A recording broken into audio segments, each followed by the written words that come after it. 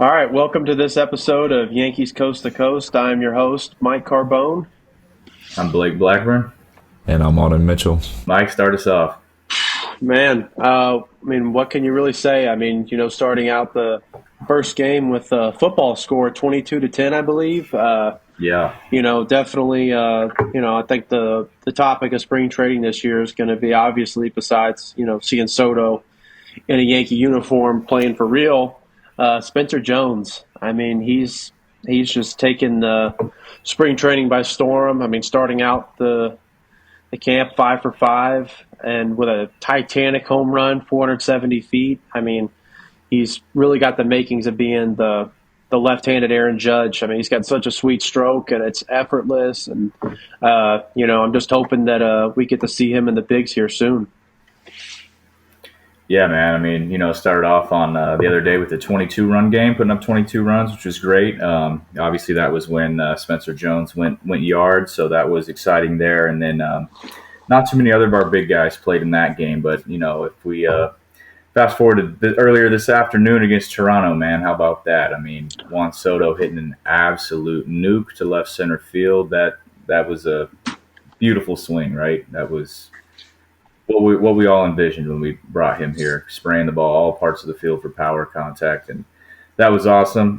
You see Verdugo come in, he gets a leadoff double in there. Rizzo tacks on another double later in the game, and then Judge 2 for 2 RBI. A lot of production out of the big guys that you want to see, especially a guy like Rizzo to get a big knock there and start his season off on a better note than it ended last year. But pretty good performance from a lot of these guys to get going. Yeah, speaking on the Soto home run, I've been watching that clip all afternoon. It still doesn't feel real. It felt like that highlight was edited. It feels like a dream. But him slugging that ball 428 the other way just shows how much power he has and how much he's going to be able to contribute to this lineup. Like you said, Blake Verdugo with the double and later on scoring. Looking forward to see what he does this year. Carlos Rodon and Stroman had their starts today. They looked all right. Hopefully we'll be better in the season, but it's just the first day. They broke the ice for 2024. So that was nice to see. I liked, like you talked about Rodon, I liked kind of how he pitched today. I gave up a run, but, only in 2 2/3 innings, he got 5 strikeouts. Yeah. It's only his first time out there throwing, so he's got a lot of time to build it up and, get ready and get to that extra gear as we get into the season. But after, a injury season that he had last year with the back and all that stuff, it's good to kind of see him, kind of get some of that back. But we'll see how it plays out. Yeah, and then you got Trent Grisham with the 3-run bomb. And then on top of all that, you have Stanton slimming down. So there's a lot to look forward to in each individual player, and I'm just excited to see the way spring training goes. For sure. First and foremost, you'd like to get out as healthy as possible. Nobody likes the preseason injuries or things of that nature. I think the real thing to look at is, typically it's the pitchers that have issues coming out of spring training for the most part. So, getting the guys ramped up properly and, kind of timing everything up for the most part. Like Rodon coming into camp in a lot better shape. That was really beneficial to getting him where he needs to be. Like his velocity is already way higher than it was this time last year. Seems like the back's definitely settled down for him, which that's going to be real crucial for us to getting where we want to get to. This year. He's going to play a real big piece in that, and like you said, a lot of other guys, shaking off some rust. Marinaccio, he gave up a run. Stroman, he wasn't his best today, but there are still signs that they've got the stuff in the tank. They've got it. It's just a matter of shaking out those cobwebs and just getting in sync with their mechanics and all those feels that you have as a pitcher, which changes every day. But just getting back into that rhythm again, and as long as we could just stay healthy getting out of spring, I really like our chances to starting out the season with a bang. I think you said it best, man. Just get out of spring training healthy. It's good to have that, month before these games actually start to count to, kind of get some reps and try to get yourself ready. for the season opener and the early part of the season. Make sure you get off to a good start. That's important, but you definitely want to get out of spring training healthy. And I know there's probably a lot of fans that maybe held their breath today in Juan Soto's first at bat when he went and grabbed that foot ankle area, man. But we're through that, and that would have been such a Yankee thing to happen. But he's okay, and he made up for it with that home run. So Yeah, he's obviously okay. yeah. Yeah, that definitely put to rest any. I wonder if anything's lingering. I mean, you smoke one 430 to left Yeah. center field. You're feeling all right. There's not too many guys who can do that on the left side, so that's exciting. No, not at all. I mean, yeah, he truly is in his own stratosphere. From the left-handed. I mean, the only guy I could think of off the top of my head from the left-handed side of the plate is Otani. Yep. Yeah, that was that home run today.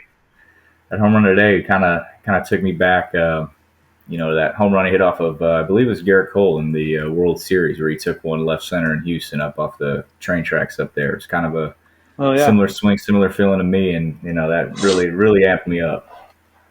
Oh, for sure. No, that got me so excited. I bought Sienna, my daughter, a Juan Soto Yankee jersey. So took the plunge there. Hopefully he resigns. I mean, not that it's going to fit her next year anyway, but super excited for him, man. I can't remember the last time I was this excited for somebody to be joining the Yankees. I It's been a mean, while, man. yeah, no, I mean you could make the argument this is the biggest acquisition we made since trading for A-Rod, just in terms of I star power. knew I knew you were going there. Yeah, I I mean, know if I know you, I knew that's where you were going yeah, with that. But yeah, I agree, man, because a lot of these, it's I mean, talking about getting a big hitter, a big bat. I know Garrett Cole was a little bit different. I was definitely very excited for for signing sure, me Garrett Cole, too. but this is different, man. It's to have a game changing left handed bat in Yankee Stadium is just it's a game changer, like we've been saying, all off season. And now that we finally got one, got to see the first looks of Juan Soto, and so far we're satisfied. So it's exactly what we could have hoped for. And I mean, he's still only Absolutely, 25. So yeah, to have a guy like him and then hopefully maybe extending him as good of a player he is and as young he is, that would be a dream. I'd honestly be willing to sacrifice most, if not all, of next free agency just to extend him. And on top of that, maybe Glaber. It's just one of those yeah. guys, It's man. it's probably realistic that either one of him or Rizzo's gone. And I think that Rizzo's the more likely to walk after next year, or after this year, excuse me. Just because, I mean, like, we talked about the emergence of Spencer Jones, Dominguez is going to be coming back. Those guys are all long-term, part of the long-term plan. And you got to do something, you want to sign Soto long-term too, obviously being a younger guy. That's a crowded outfield, and then, hey, you got Aaron Judge too. I'm saying, I feel like I kind of got on this train before most people, but I want to see him at first base starting next year, actually. Just from the standpoint of, I mean, he's an athletic guy. It prevents him from, crashing into the wall. On top of that, being a huge target to throw at for the infield. I mean, he's athletic too, like I mentioned, and it just makes all the sense to move him to first base to, save his legs a little bit and extend his career. I mean, if you look back, you count up the at bats that he's missed. Basically, it's pretty much he's lost an entire season in his career due to injuries, and most of that was kind of fluke stuff. Hey, I mean, you've seen that with Bryce Harper now in Philadelphia. He's going to be their full time guy at first base. There was some talk back, in his big free agency, and I believe that was 2019. That teams, I think the Yankees included, were saying he's not a first baseman. That's not an option, and here we are, and it's worked out well for Philadelphia. So, like you said, I'm on board with that too. You have Verdugo here this year. If all goes to plan, it's probably a guy who's here this year, and once Dominguez is healthy and Spencer Jones progresses the way we all hope, then he's probably the odd man out. If you move Judge to first base and you've got that Dominguez, Jones, and Soto outfield, which that'd be fun. And if not Judge at first, I think it'd be interesting to get Jones some reps at first. He's got the same height, same stretch, maybe. I Yeah, think that'd be intriguing. They definitely got some pieces to play with, and they can plug and move people around as needed. I know Boone likes to do stuff like that, so that'll just be more pieces for whatever he's got cooking up. yeah, no, I agree with that for sure. I mean, we'll see what happens. I mean, there's definitely got some things that they can tinker around with a little bit, but it'll definitely come down to the development of some of these guys. I mean, we don't know how Dominguez is going to be when he comes back. We don't know what Spencer Jones is going to become. I mean, for all we know, we might end up signing Rizzo for a couple more years just because things didn't move along quite this year that we expected. You know, Obviously we're all super excited, but at the same time, you kind of have to put the anointing oil away a little bit just because these guys got an ungodly amount of pressure on themselves, and just from the fan base, the media, the expectations just could not be any higher at the moment. It's the And hardest place to do but it. but but for good reason though. I mean they've showed a ton Yep. of promise. I mean Spencer Jones, everybody's making the Aaron Judge comparisons, and rightfully so. The light tower power, the left-handed swing with a short porch. I mean it's just makes too much sense. And Hey, you talk about how about Yankees first round draft pick from this year, George Lombard Jr. He hit one out today as well in his first spring training at bat. He's only 18 years old, so something else that was pretty cool today too. So It's the first time in my life I can say there's a Yankee player younger than me. So it doesn't make me hey, feel too that good about myself. the day is coming, Auden. Yeah, you're it's crazy. Day is Man. here. It's here. It's crazy. It was catches today. up to you fast, man. yeah. Wait until more than half the team is younger than you. Then I mean, man, Juan Soto is in year 5, 6 in the MLB, and he's younger than I am. yeah. Yeah, it's I mean, ridiculous. granted, he's a once in a generation kind of guy. For him Yeah. to come up whenever he did. No doubt. Yeah, no, definitely a lot of good things happening this weekend as spring training gets going. A lot of games to be played, so we'll keep our eye on that and how spring training continues to progress, and hopefully more good things to come. But that's what we have now. You guys want to get into some more player projections? Absolutely, Auden. What do you got Glaber Torres doing this year? So this year, Glaber's obviously in a contract here, so can definitely expect some solid numbers like last year. I have him down for a 275 average, 347 OBP. He'll be slugging at about 260 clip, and I got him about a 805 OPS. I think production-wise, he'll hit about 28 bombs with 84 ribbies.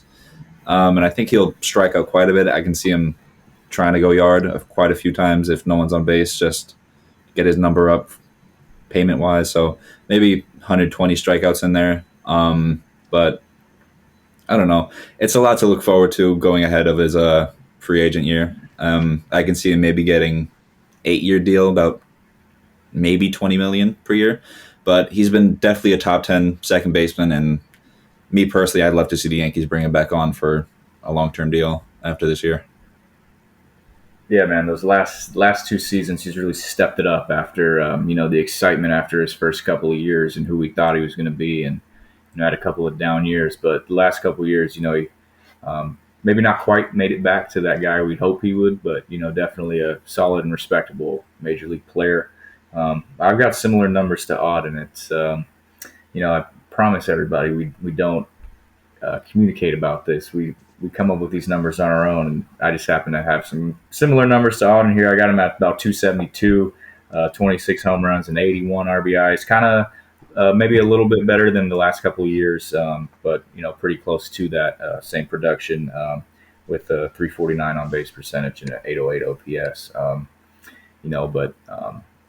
I think like you said, in the contract year, he's going to be playing for something, and he's going to be trying to take it to that next level to try to earn a nice payday. So I'm excited to see what Glaber's got for us. And he's still very young. He's only 27. Yeah. He'll be 28 in December. So There's still a lot of upside in Gleyber Torres that I don't think a lot of people see. Mike, what do you have for Torres? So I think I'm probably the highest on him out of you guys. I've got him at 281, 30 home runs, and 94 RBIs. Uh, I like it. so we'll see what happens. But I like where he was at from his approach standpoint. I mean, he was, really prioritizing driving the ball to right center field. His strikeout rate was the lowest of his career last year. And I think he's just in a good headspace right now. We'll see what happens this year, but, I like him, potentially being a guy that sees a lot of reps in the cleanup spot potentially, this year. Because, I mean, we'll probably see a lot of, I think, either one of Verdugo or LeMahieu in the leadoff spot, and Soto Judge. And I think that leaves the door open for, if Glaber has a good spring, I wouldn't be surprised to see him being the cleanup hitter on opening day. Yeah, there's definitely a lot of ways we can go with this lineup with these pieces that we have. So it'll be interesting to see. What Booney does when the time comes. I know he changes it up a lot, maybe more than some of us like, but excited to see what he's got for us. Absolutely. Auden, what are you thinking about Nestor this year? Obviously, Nestor didn't have a fantastic year last year by any means, but in the 2 years prior, he was kind of ridiculously good. I mean, he had the 244 year and then the 290 year ERA wise, which nobody expected for Nestor, especially back to back. Last year, I mean, he had about a 5 ERA, something similar to that. But I think he brings that back down to a 372, gives us about maybe 137, 140 innings, maybe 57, 60 earned runs. But overall, I think we're going to get a pretty solid year out of Nestor Cortez, especially in that 3-4 rotation spot. Yeah, I mean, his career high in starts is 2 years ago at 28 starts. I don't think he's going to quite get up to that number again, but if he's anywhere in between in that 19 and 22 range, if he gets more than that, that's great. It's a long season, and he's a interesting guy, and they can use him in some different ways. So we'll see how he's used. But I got him about. If you can give me 22 games, that'd be great. I have him at a 3.95. A little bit better than last year. Still, maybe not. Personally, not. I'm definitely not saying he's going to ever get back to 2021, 2022. But if he can bring it down to sub 4, I'm all for it. Give me 135, 145 innings, somewhere in that range with 140, 150 strikeouts. That'd be all I could ask for out of my number 4, number 5 starter. Yeah, so I'm a little bit down on Nestor, especially after last year. I feel like we all kind of had that worry if he was going to be a flash in the pan kind of guy. Obviously great story, undersized guy, doesn't really look like a bona fide, starting pitcher in the major leagues. He looks more like a bat boy than he does a major league player. But, he found what worked for him. And, 2021, 2022, was just a magical run for him. And then last year, things seemed like they kind of caught up to him. The big thing for me and why I'm pessimistic is the fact that he has shoulder issues. I can live with elbow issues, but once you start talking about a shoulder for a pitcher, I think that's just a completely different ball game. And it's not really something that just ever comes back the same. Like after Tommy John, there's just numerous amounts of success stories that you've seen coming back from it. But with like rotator cuff problems, when have you really seen somebody come back from that and be the guy they were before at their peak?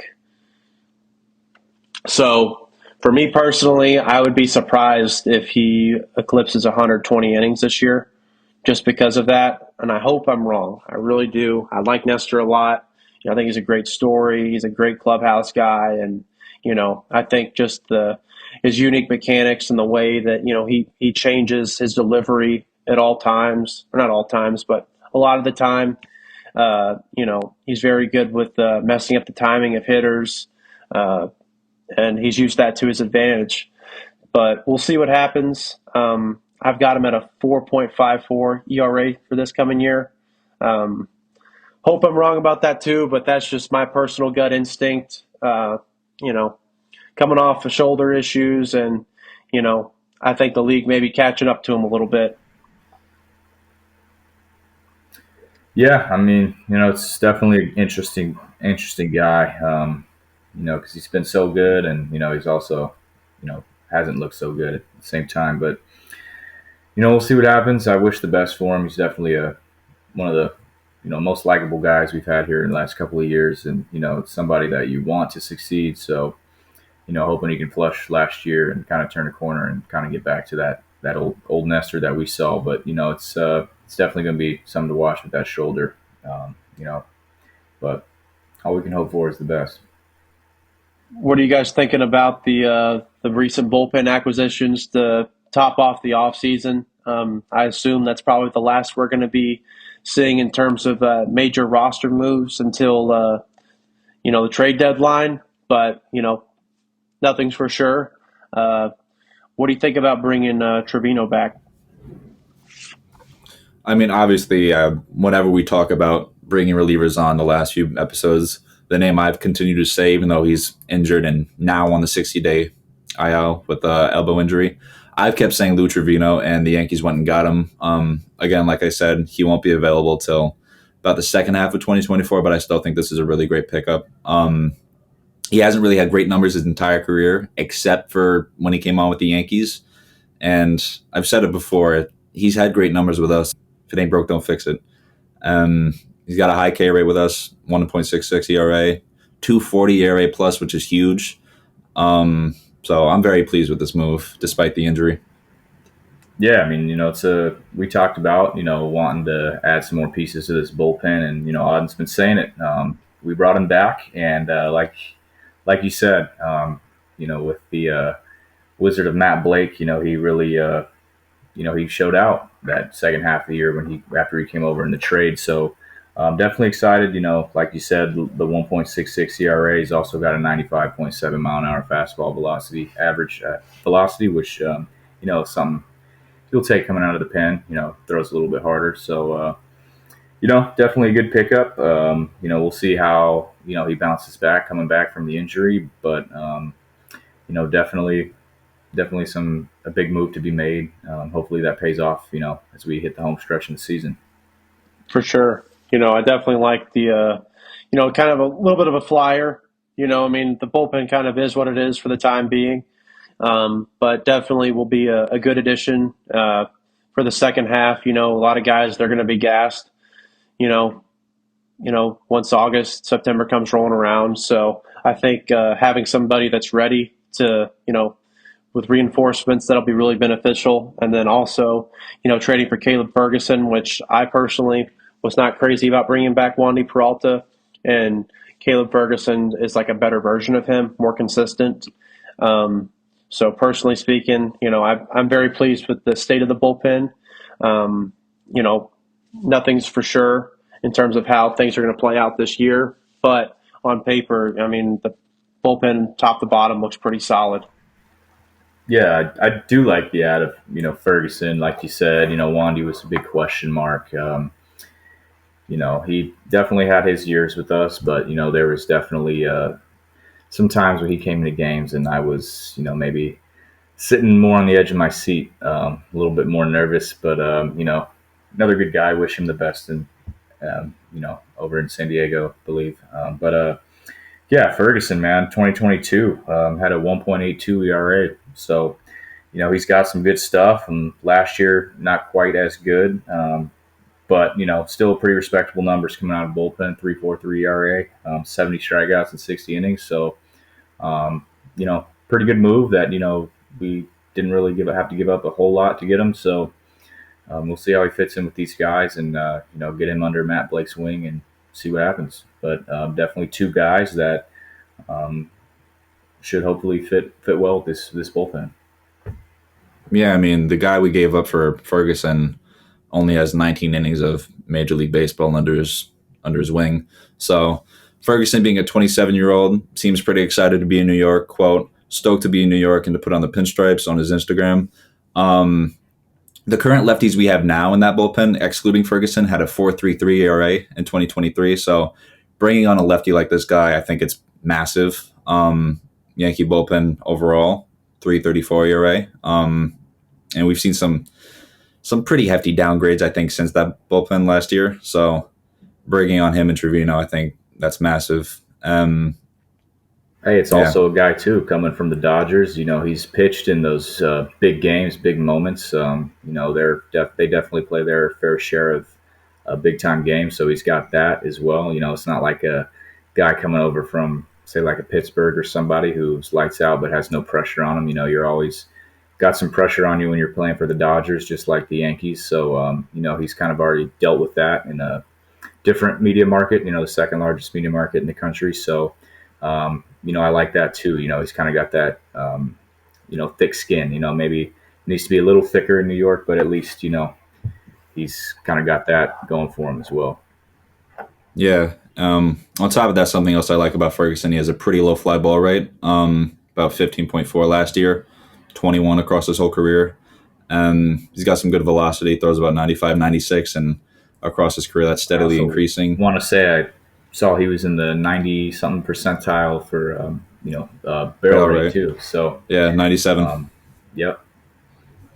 He also throws a cutter and a sweeper, and it seems like he used to have a changeup and a curveball there as well. So it'd be interesting to see if Matt Blake reinstates either of those pitches. But overall, I'm excited to see what Matt Blake does with Ferguson, and I'm very happy about this trade. Yeah, man. And then what about some of the other free agent stuff that's going on? I mean, that's been a pretty big topic. Besides the you know the the jerseys and pants, the quality material, quality control from Fanatics. Besides that, I mean, I think the biggest topic of spring training is the all the free agents that haven't been signed. I mean, Bellinger finally went down, but it's I feel like we're seeing quite a bit of these guys. The memes I've seen of whether it's guys bending over or just sitting posing for a picture. I mean, you know, Hey, I man, mean, I've seen some rough ones, man. Like, I man, got the you see Pirates bending down. you see the side by sides with the old jerseys from previous years and these, man. It's man, it at least a lot of it is the way the names are on some of these. It just looks kind of funky. So Did y'all see the Verlander one? yeah, the Verlander. I mean, it's crazy, man. That's terrible. Yeah, Imagine no, Jared it's Saltalamacchia in these jerseys. yeah, D. Strange Gordon. yeah, no, it's really just a slap in the face to the not only the players but the fans, because the crazy thing is like it's universal or it's a pretty universal consensus in terms of the quality of the jerseys have gone down significantly. I mean, you're getting heat press patches, nothing's actually sewn anymore. I mean, it's just total garbage, and they're, and you might as well go to DH Gate and get one from China just because it's the same thing. You used to be able to tell the difference between like, oh, this is a knockoff, this isn't real. I mean, personally speaking, I don't buy that many jerseys because when I do buy one, I get an authentic one. Just because I personally am a jersey snob, I'll admit it. But I want to get something that I know is going to last, and if I ever get it signed one day or something like that, it would look cool displayed. So for me personally, I go out of my way to I'll I've got like a Judge elite, whatever you want to call it, authentic jersey. I mean you can get deals on Fanatics for like I got it for like $225. Still a lot for a jersey. Normally they run for $325. But point being though, I mean it looks bad on the players. It's a slap in the face of the fans because they're charging more for it. But at the end of the day, if people are going to buy it, why should they change? Yeah, man, it's interesting, It's but it's definitely a year you're kind of thankful that the Yankees don't do names on the backs. that's Yeah, exactly what I yeah, was thinking. That we don't have to worry Yeah. about it as much as some of these other teams and other uniforms that I've seen, man.